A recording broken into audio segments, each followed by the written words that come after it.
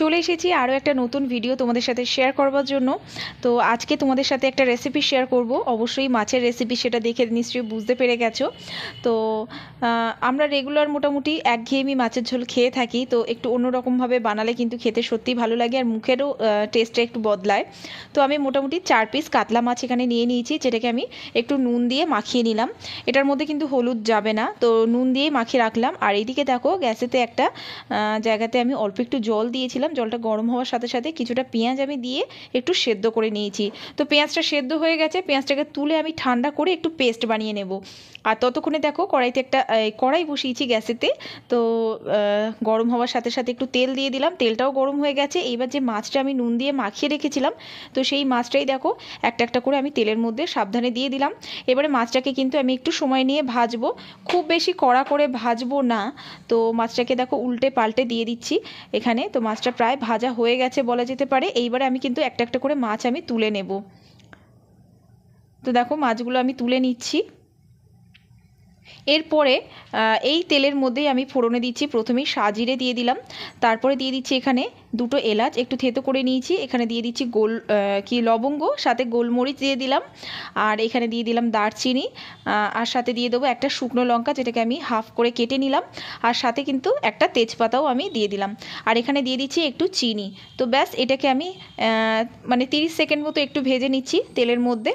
তো তারপরে এটার মধ্যে আমি দিয়ে দেবো ওই যে পেঁয়াজটা আমি সেদ্ধ করে রেখেছিলাম, ওটা কিন্তু পেস্ট বানিয়ে নিয়েছি ঠান্ডা হয়ে যাওয়ার পর, তো সেটাই কিন্তু আমি এইটার মধ্যে দিয়ে দিলাম। এবারে কিন্তু বেশ কিছুক্ষণ আমি তেলের মধ্যে পেঁয়াজটাকে একটু কষিয়ে নেব।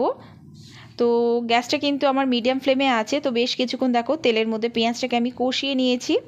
তো এরপরে আমি দিয়ে দেবো আদা আর কাঁচা লঙ্কা পেস্ট। তো এখানে কিন্তু রসুন যাবে না, তো আদা আর কাঁচা লঙ্কাটাকে আমি পেস্ট করে রেখেছিলাম, তো সেটাই দিয়ে দিচ্ছি। যেরকম ঝাল যেরকম মানে যে পছন্দ করবে সেই হিসেবে কাঁচা লঙ্কাটা অ্যাড করা যেতে পারে।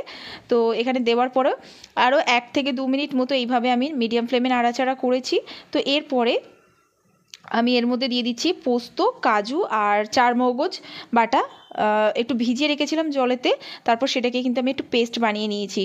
তো সেটাই দিয়ে দিলাম। দেওয়ার পরে দেখো আরও আমি 2 থেকে 3 মিনিট এইভাবে কষিয়ে নিচ্ছি মশলাটার সাথে।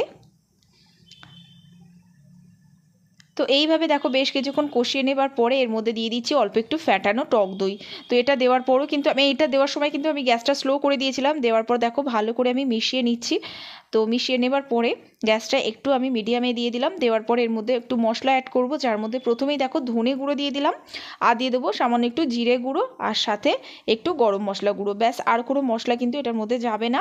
তো এটা দেওয়ার পরও কিন্তু আমি আরও 1 মিনিট মতো মানে মশলাটা মিশিয়ে নেব। তো দেখতেই পাচ্ছ গ্যাসটা মিডিয়াম ফ্লেমে আছে। দেওয়ার পরে আমি কিন্তু এই ভালো করে মশলাটা মিশিয়ে নিলাম। একটু ঢাকা দিয়ে আমি লোতে রেখে দেবো, যাতে একটু তেল ছেড়ে বেরিয়ে আসে। তো দেখতেই পাচ্ছ তেল বেরিয়ে এসেছে।